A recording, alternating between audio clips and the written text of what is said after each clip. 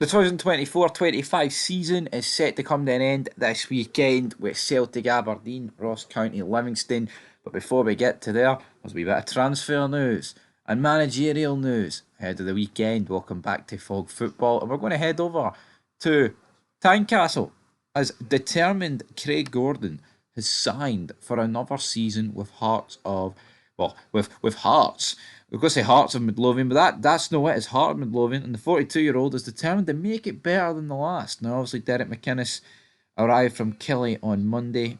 Now, Edinburgh-born Gordon, who began his second spell with his local club in 2020, is looking forward to the new era under the former Aberdeen and Bristol City and St Johnstone manager. It's a huge honour to continue playing with this great club.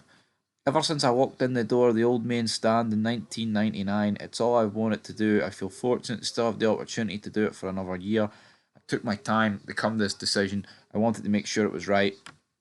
End of quote. Now, of course, Craig Gordon left Hearts for Sunderland in 2007 for 9 million, a record fee by a British club at the time for a goalkeeper, and returned after 6 trophy-winning seasons with Celtic. This season, he held off the challenge of fellow Scotland international Sander Clark to be a near ever-present, playing 52 times for club and country, clocking up his 30th appearance for Hearts in Europe, a new club record.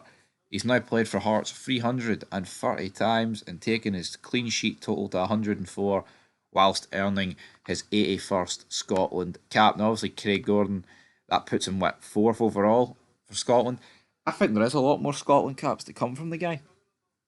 Well, I'll say a lot more. I mean, he signed a 1 year deal with Hearts, which tells you he's going to be playing until, this time next year. And obviously, the World Cup's this time next year. Well, roughly this time next year. I just really hope that Scotland's in it. And I would love to see Craig Gordon go on a high, retire after the World Cup or something, maybe something like that. But yeah, us as a nation have got to get to the World Cup first. But yeah, Craig Gordon, it's good. It's good business for Hearts, you know what I mean? Because Craig, he's still a good goalkeeper even at 42. Moving on, we got a few people reacting to the whole Spitgate incident that happened at the Tony Macaroni last night. Jerry says, award Ross County the tie. We've got another comment. They've done hee-haw about the chair at Tannadice. They'll do nothing. They did nothing about the bottles at Ibrox. It'll take a serious injury or worse before the SFA act. And it fucking isn't right. Tell you what is it going to take for them to act? What is it? What is going to happen? Because I don't know, man. It feels like the past couple of months it is just spiraling out of control, and it's funny. It's like I remember Aberdeen beat St Mirren. Now someone commented this, but I remember Aberdeen beat St Mirren back in like October to keep their wee streak going, and they did a pitch invasion. But it's funny that they slag off Dundee United for a pitch invasion. Now I was listening to the Big Scottish Football podcast, and they weren't overly keen on pitch invasions. I mean, I think it depends on the context. Like, see, a lot of the time, it is like reactionary. Like, it's a big moment, and you see like what one person run on, other people run on.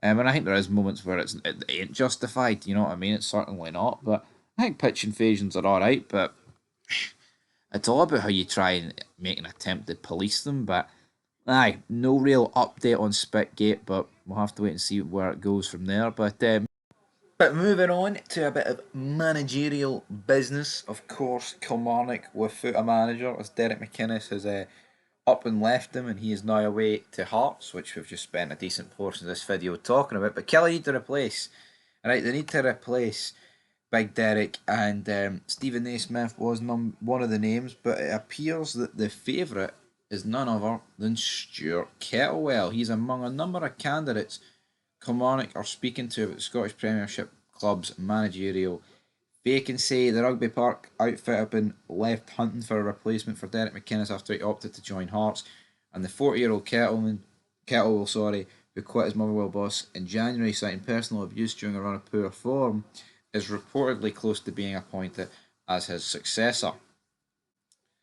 But again, I just think this is going to put people off, isn't it? It's going to put people off. Um, Stuart Kettlewell, it's like, I mean, as much as it was uncalled for, the abuse that he was getting from his own fans. Because I mean, I don't really understand what Motherwell fans are expecting. You know what I mean? 40 years in the top flight, all right. Maybe they would expect me to build on it once in a while, and I mean, they have got Europe before. And I mean, well, remember a good few years ago when they got battered by Sligo Rovers in an absolutely disgusting result. But I just don't think, I think if I was a Killie fan, I think there will be a lot of Killie fans. It's like you're probably wondering, like, is this guy just going to walk out if the going gets too tough at one point? And that's all. That's always going to be hanging over this guy's head, unfortunately. But that's it. But yeah, it seems like a pretty simple sign, and I think Kettlewell's would be the correct decision for me over Naismith. I know Naismith took over Hearts and he did lead them to third, but I feel like with Kettlewell, he knows what he's doing. I think Naismith's too much, almost like too much of a risk. But we'll have to wait and see what's going to happen now. Scotland assistant John Carver was also linked with the post alongside those guys, but there's a lot of questions up in the air about Stuart Kettlewell, Naismith, and John Carver.